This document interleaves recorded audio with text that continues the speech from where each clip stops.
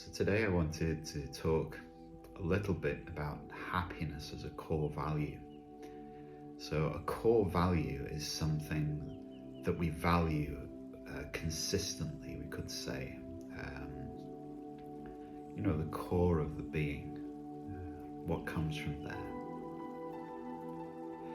So the spiritual traditions of the East, they talk a lot about, the search for happiness is futile, which is quite interesting because, of course, the American Proclamation of Independence is the pursuit of happiness.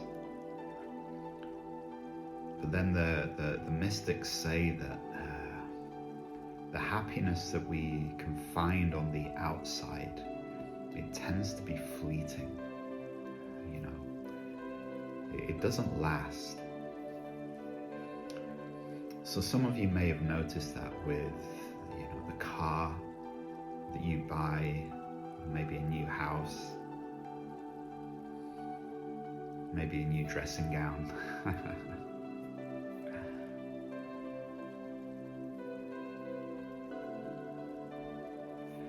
But these things, they don't make them as happy by themselves. So, when I was going through a time when I was hoping that these things would make me happy, I'd get a new car and my nervous system would relax. And I'd feel so happy, so peaceful. Wow, new car, all the gadgets, maybe what seems trite these days.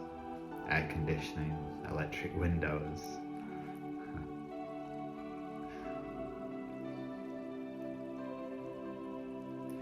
But the happiness, it wouldn't last. And I would try and hold on to it. I'd try and keep it going.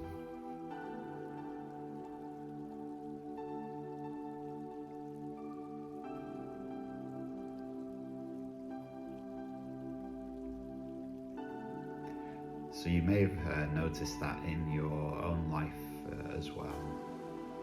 The things that you thought were going to give you what you wanted, they kind of become stale after a while, like picking a flower and just like, wow, look at this flower. And then, of course, once you've picked it, you've held it, after a few days, it starts to wither, it starts to die. And then maybe you don't even want to be near that flower.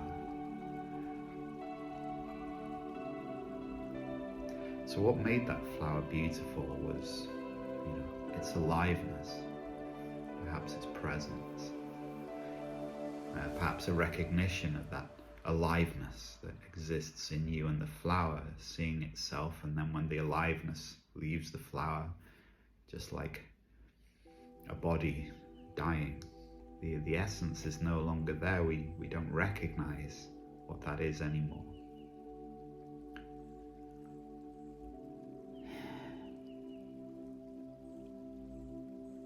But in relation to happiness, it's an interesting thing that as we stop trying to find the happiness in the new car, the new relationship, the new sofa, the new clothing item,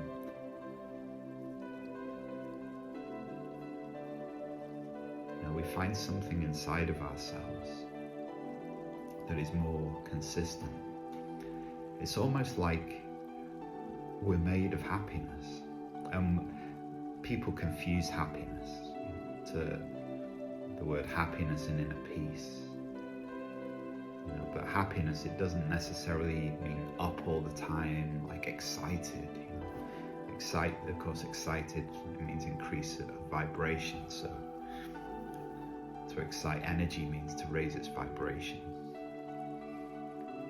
So we can't maintain those higher vibrational states generally, especially if we're trying. Trying has that essence of tension, which always slows down vibration. When we try and we grasp and we tense up and we hold on, this is the desiring that the Buddha spoke about.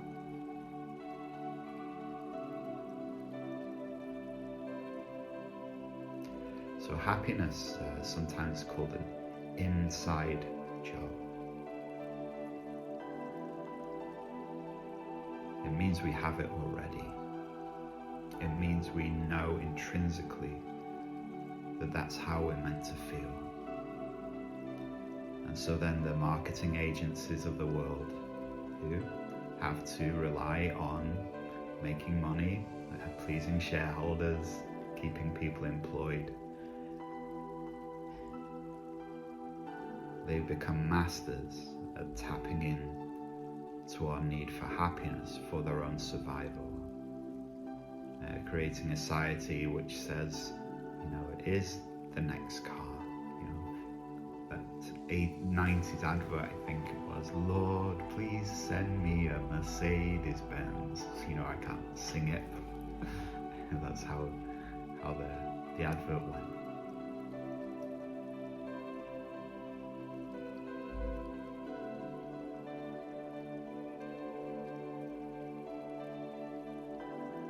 So these marketing companies, they got good at kind of hooking us in.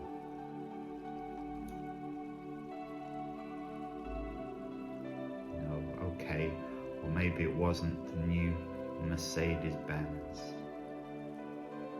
Maybe it will be the invite to the new highly exclusive country club, and I'll drive there in this Mercedes Benz, and even though I don't have happiness from this car anymore, I'll polish it up. I'll park it where people can see me stepping out of it. And now I start to create this illusion of happiness to other people. Wow, he must be happy in that Mercedes Benz. And so we start to draw our happiness, our importance from people's reaction to our wealth, because intrinsically we might not feel it in ourselves. Now, of course, from Maslow's hierarchy of needs, the pyramid, we know we need some material comfort to even start to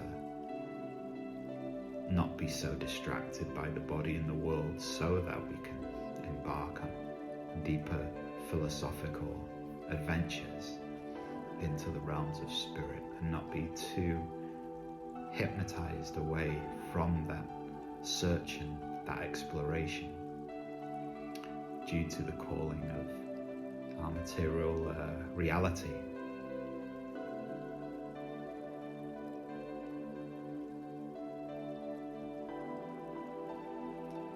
And so I read maybe 15-20 years ago a saying that it said that if you believe that it will take a lot to make you happy, it will take a lot to make you happy. If you believe that it will only take a little to make you happy, it will just take a little to make you happy.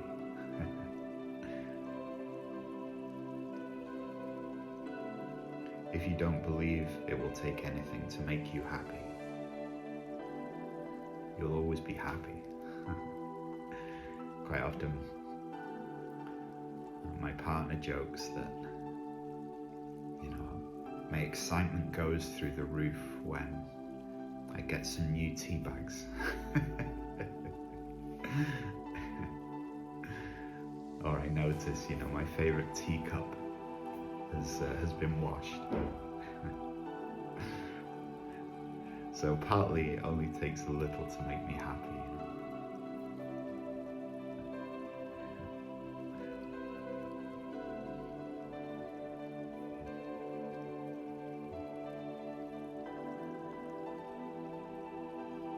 So if happiness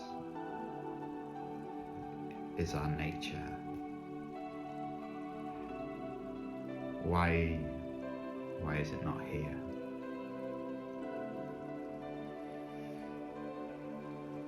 So that's what we could say was spiritual or healing our awakening journey is for. To figure that out. So spoiler alert.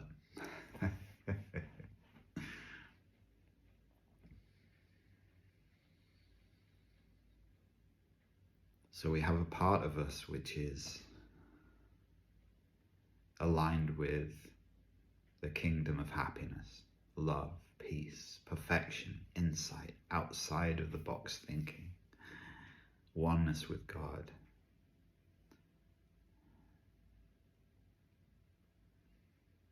And then, as we've already been discussing, we have a part of us that isn't. Buddha called this craving. The craving, we could call it the craving mind. Not just craving, but what is it that's craving? Craving, of course, meaning reaching out from a place of lack, incompleteness. I want to say emptiness, but there's different types of emptiness. There's emptiness of the problematic self, which is the alignment with the divine. And there's a kind of an emotional emptiness we call sadness, depression, where, incompleteness, where we're trying to draw into that infinite chasm inside of ourselves, things, cars, Mercedes-Benz, new dressing gown, to try and fill that space.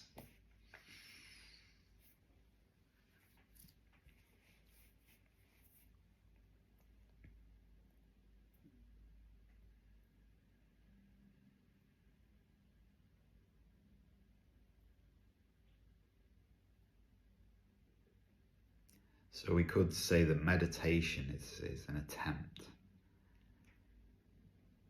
to figure out how to not be so defined by the desiring self, the incomplete self, the little me, sometimes called, this is what we call the expression of that. We could call the egoic nature.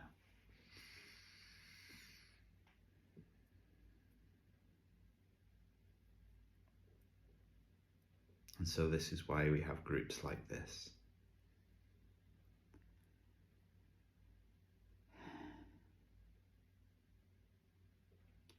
And this is why practice is useful.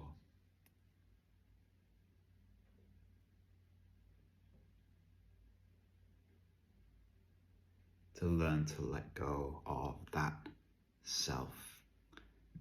Not push it away. Kind of let go of it.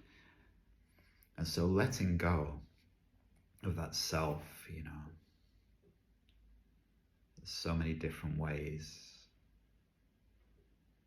My master in India, he used to say, hold God with one hand, hold the ego, the false self with the other. And he said, slowly, over time, you'll let go of the world and you'll hold on to God more. But it's a process, coming back.